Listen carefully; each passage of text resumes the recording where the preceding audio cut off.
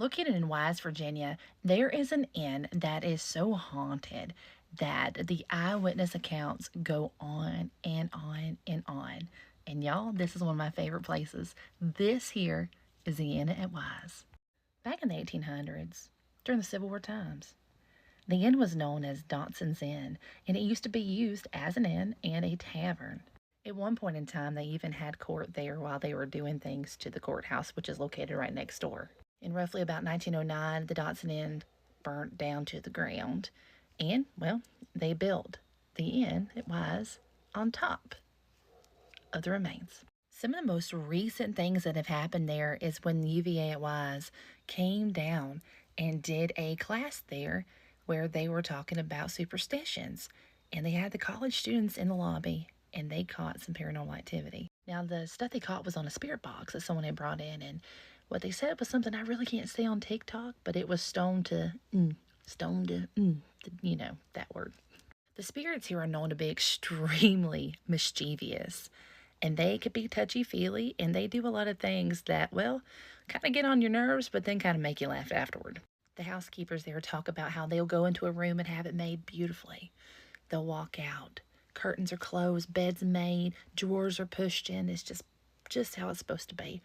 Well, they'll turn around, go out the door, grab something, turn around, check the room again. The curtains will be wide open, a drawer will be open, and the bed will look like somebody just jumped on it. Now, back in 2012, right before they started doing their renovations on the property, there was a paranormal team called Black Mountain Paranormal Society.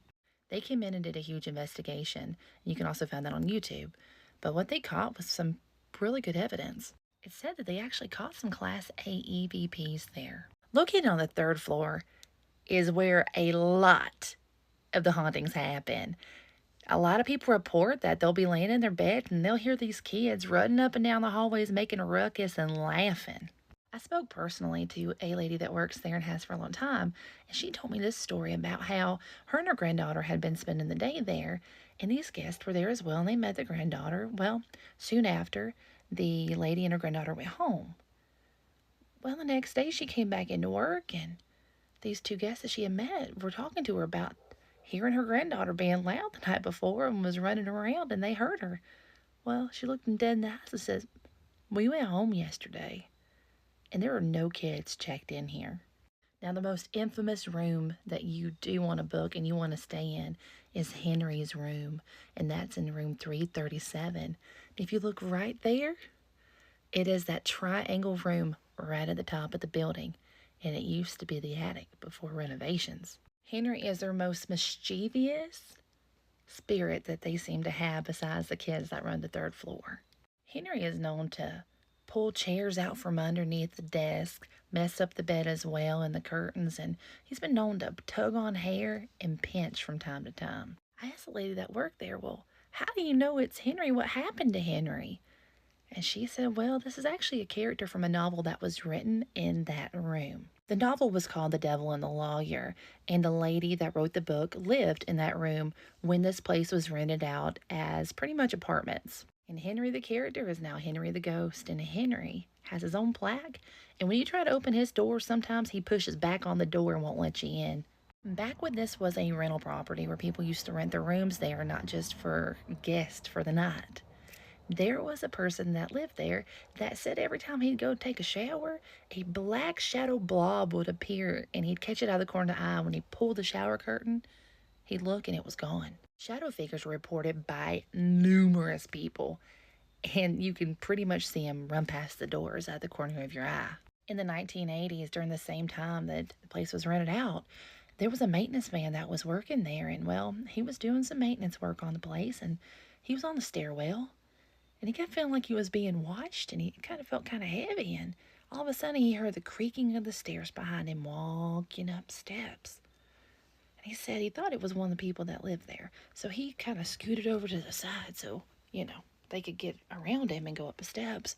But whenever it got right up on him and he looked, there was nobody there either. And he said for the rest of that day and the rest of the time that he worked there, he felt like he was always being followed. Now, there is a pub there and a restaurant that is not active at the moment. There's nothing in there. It's just pretty much storage. But they have caught in the pub people sitting around the tables in there and along the bar on the security cameras. Now, according to the lady that I asked, there's been no traumatic things that have happened there which should cause all these hauntings. But this place is over 100 years old, so I'm sure if we dug a little deeper, we'd find something, especially with all the crazy fires that broke loose in the town about the same time that the Dotson Inn burnt down itself. Maybe these spirits that are here have relocated from the courthouse right next door where they used to people in the yard, you know? If you decide to spend the night here at the Inn at Wise, just know that you might be woken up by someone whispering in your ear. Maybe you'll hear the kids laughing, running up and down the hallways. Maybe your hair will be tugged a little bit. A drawer will open. The curtains will open on their own, too. Who knows? You never know when you stay at the Inn of Wise. And y'all, don't forget to follow me for more paranormal stories. But I will absolutely be back with another story when my friends and I spend the night here at the Inn and Wise ourselves.